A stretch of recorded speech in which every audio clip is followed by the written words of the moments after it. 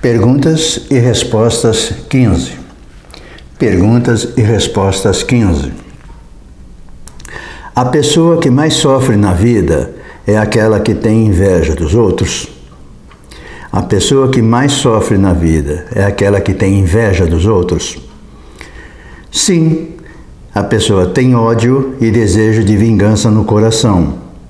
Aquele que é egoísta, avarento e apegado aos bens materiais, e às pessoas que deveriam ser amadas e não possuídas. Quem mais sofre é aquele que não segue os passos de Jesus em busca da perfeição. Perfeitamente. Uma pessoa que tem inveja, tem ódio, desejo de vingança no coração, ela não leva a sua vida, não faz a sua vida. Por que ela não faz?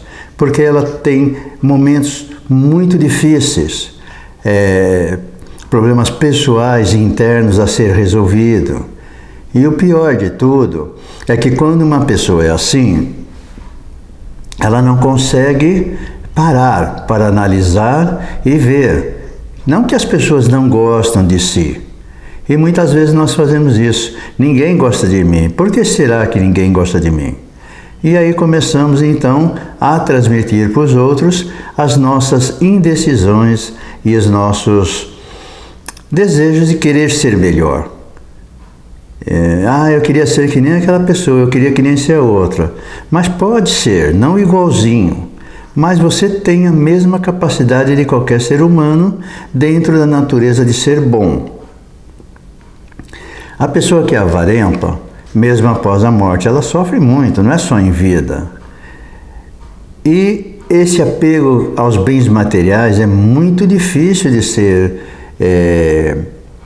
controlado por todos nós, e principalmente pelo avarento. E além de tudo, quem sofre mais por quê? Porque ainda faz das pessoas amadas, queridas, seus objetos, imposições. Quer dizer, quer ser um ditador mesmo, na palavra mais correta de ser. E acaba não sendo amado. Então, para melhorar a nós e essa pessoa, nós precisaríamos fazer essas mudanças. Dar liberdade aos nossos entes queridos, às pessoas, dar liberdade a nós, de falar: Jesus, preciso de ajuda, por favor, me acompanhe. Jesus fala: venha comigo. É isso que ele vai falar. Então vamos, a partir desse instante, não sofrer tanto. Esse é o caminho da felicidade futura, que após alguns obstáculos que teremos que remover, nós estaremos nesse estágio. Saber respirar é muito importante, dá mais saúde. Saber respirar é ter mais saúde e viver melhor. Quando a respiração é calma, profunda, regular e harmônica, nossa energia aumenta e todo o organismo se equilibra. A mente torna-se lúcida e o corpo alerta e sensitivo. A audição fica mais acurada, as cores mais vibrantes e a experiência da vida aprofunda-se. O respirar indica os ritmos da vida. A agitação ou excitação torna a respiração irregular e rápida. Mas quando estamos calmos e equilibrados, o nosso respirar é regular, lento e suave. Quando estivermos muito perturbados e agitados, nós podemos nos acalmar e nos equilibrar respirando lenta e regularmente. Entramos pela vida pela primeira respiração e sairemos dela, despedindo dela através do último suspiro. A respiração realmente é muito importante para a saúde, para o cérebro, para tudo. Só que nós não temos tempo de respirar direito. Nós não aprendemos. É um erro que a maioria das pessoas comete, inclusive eu. Estou falando para vocês, mas comete-se esse erro. Porque, na verdade, tudo na vida a gente tem que fazer um treinamento, tem que fazer uma prática. Nós temos que parar, como para meditar e outras tarefas que exigem para o cérebro se acalmar e o coração, essa também é uma. Nós teremos que parar, respirar suavemente e, quando nós estivermos no dia a dia, também nós sabemos respirar, que nem aqui, eu estou com vocês. Se eu não souber respirar, muita coisa pode acontecer. Então, temos dificuldades, sim. Para falar, para qualquer atividade, dá dificuldade.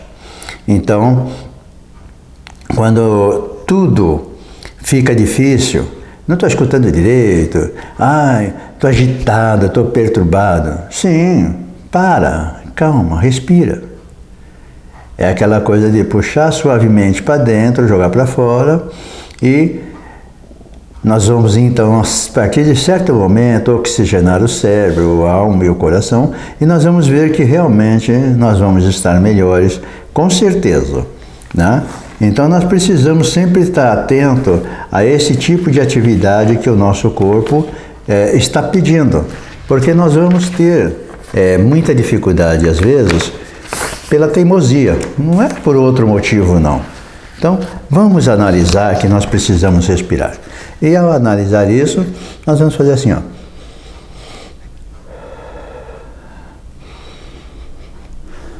Bem suavemente, e depois tem aquela contagem de conta até 8, vai treinando no começo da tontura, mas depois não. Tá? Existem muitos exercícios de respiração. É só procurar que vai encontrar sim esses exercícios de respiração, que é muito importante na nossa vida. O orador tem que ter dons naturais.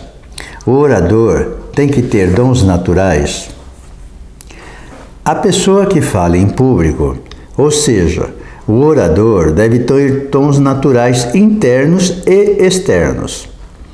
Internos: talento, memória, imaginação e inspiração, que pertencem à inteligência.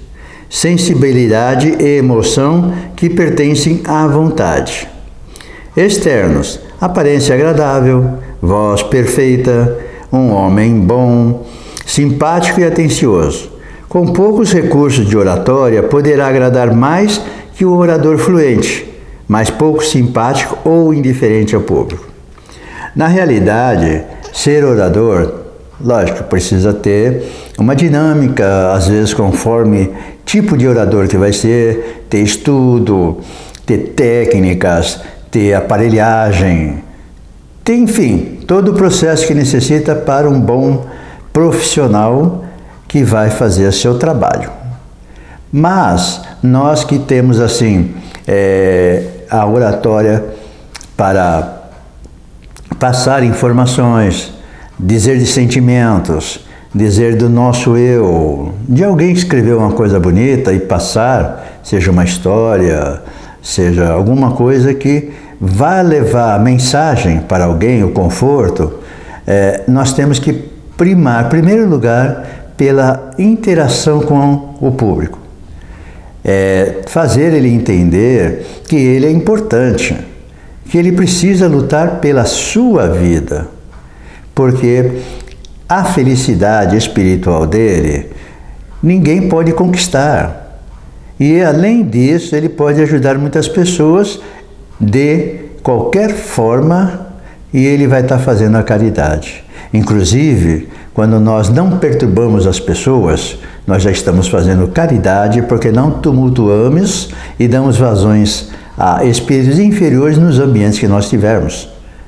Então, é muito importante que o orador conscientize aos seus ouvintes que ele é uma pessoa muito importante, que ele é uma pessoa maravilhosa, que ele tem elementos para até substituir o orador. E ele tem que acreditar que pode realmente ter condições de fazer várias performances na vida. Então, a falta de credibilidade dele com ele leva muitas vezes a criticar as pessoas porque não consegue achar o seu caminho, a sua força interior.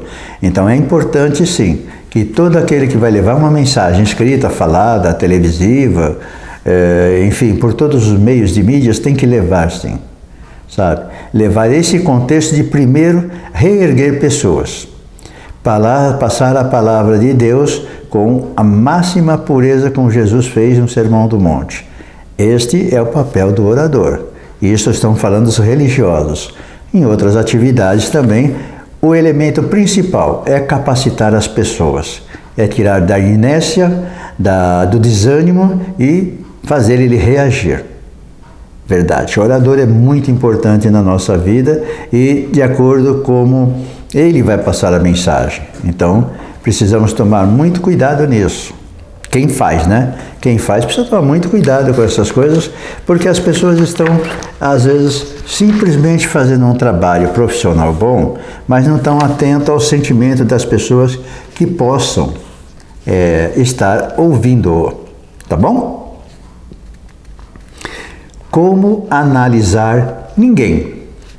Como analisar ninguém? Devemos nos lembrar que ninguém é tão forte que nunca tenha chorado. Ninguém é tão fraco que nunca tenha vencido. Ninguém é tão inútil que nunca tenha contribuído. Ninguém é tão sábio que nunca tenha errado. Ninguém é tão corajoso que nunca tenha tido temor. Ninguém é tão medroso que nunca tenha tido coragem. Ninguém é tão ninguém que nunca precise de alguém como eu preciso de você. Ninguém é tão ninguém que nunca precise de alguém como eu preciso de você. Então, quando nós falamos ninguém, parece que sabe, vocês me tratam como ninguém. Parece que eu não sou nada, não tenho valor nenhum. Mas, na verdade, quando dizem ninguém fez, não apareceu um sujeito que fez, uma pessoa. Mas, quando nós analisarmos as pessoas, aquela pessoa é fraca. Se ela é fraca e tem 70 anos, 50 anos, o que aconteceu com ela nesse tempo? Ela nunca foi forte? Ela nunca venceu? Será que a vida dela só foi derrotas? Só foi fracassos? Aquela pessoa é inútil. O que é ser inútil? É não fazer nada. Então, todo o tempo que você vive e as pessoas viveram, elas não fizeram nada. Elas fizeram errado e certo. Correto? Mas elas fizeram. Então, o errado que corrigiu fez uma coisa muito certa, foi maravilhoso. Então, ele não é ninguém que não lutou, que não venceu as duas dificuldades. Aquela pessoa é medrosa. Tá, todos nós temos medo, e daí? Mas o que é ser medroso? É não ter capacidade para enfrentar todos os perigos, aceitar todos os desafios. Isso não é ser medroso, não. Isso é ser prudente. Isso é cuidar da sua saúde, do seu corpo, da sua felicidade. Não precisa mostrar-se herói. Ninguém precisa ser herói. O herói maior é aquele que tem certeza que pode realizar a tarefa. Os erros, as dúvidas que surgirem vão ser consertadas, mas é uma pessoa que está fazendo. Então, cuidado quando falarem que você é medroso e te desafiarem. Aceite o desafio se for útil para a humanidade. Mas, normalmente, quando alguém nos desafia, é porque quer nos derrubar, quer nos humilhar, quer nos maltratar e nos expor. Para que você vai aceitar o desafio? Você, mesmo sendo capaz, precisa enfrentar este desafio?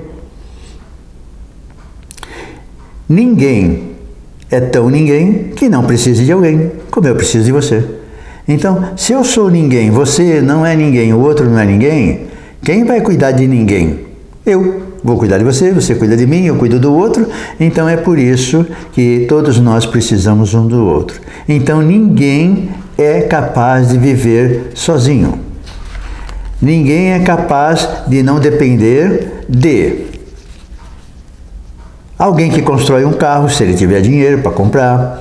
Empregados para cozinhar, lavar, passar. Enfermeiros, médicos, etc. Então, ninguém consegue viver sem ninguém. Então, por isso, como vamos analisar ninguém? Ninguém não existe. Existe alguém.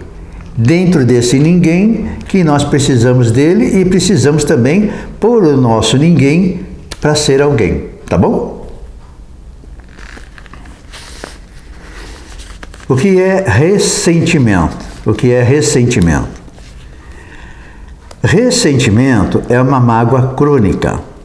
Ressentir quer dizer deixar-se sentir novamente ou voltar-se ao sentimento passado.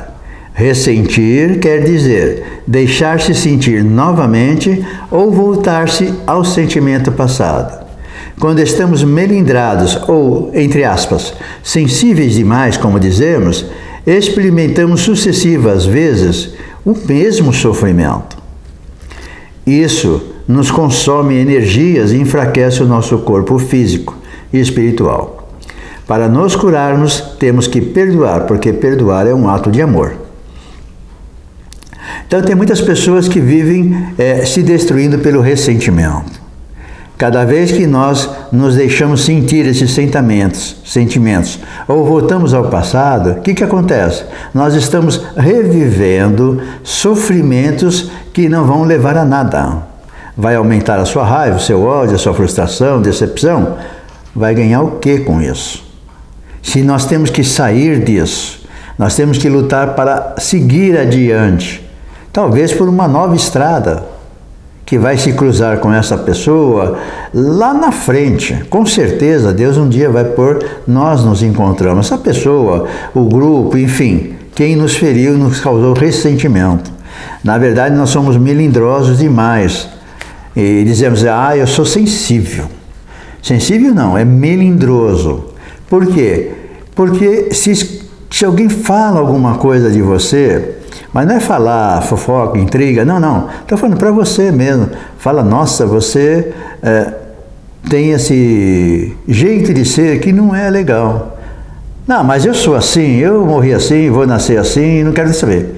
Pronto, já está melindrado, já fica frustrado, pode até criar um ressentimento que pode durar uma vida e fazer mal para nós. Vamos tomar cuidado com o ressentimento. Não fique ressentido nem com você, que possa, como nós nos julgamos muito, falar assim, você falhou. E aí nós não falhamos.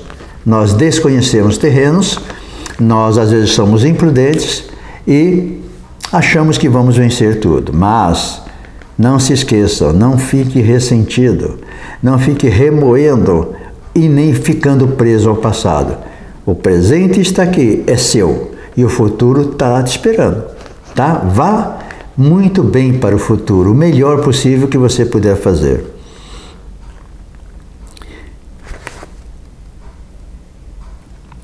Maus espíritos, entre variedades de respostas que existem, nós falamos muito sobre maus espíritos, são aqueles que o arrependimento ainda não tocou, que se comprazem no mal e nele não concebem nenhum remorso, que são insensíveis às censuras, repelem a prece e frequentemente blasfemam contra o nome de Deus.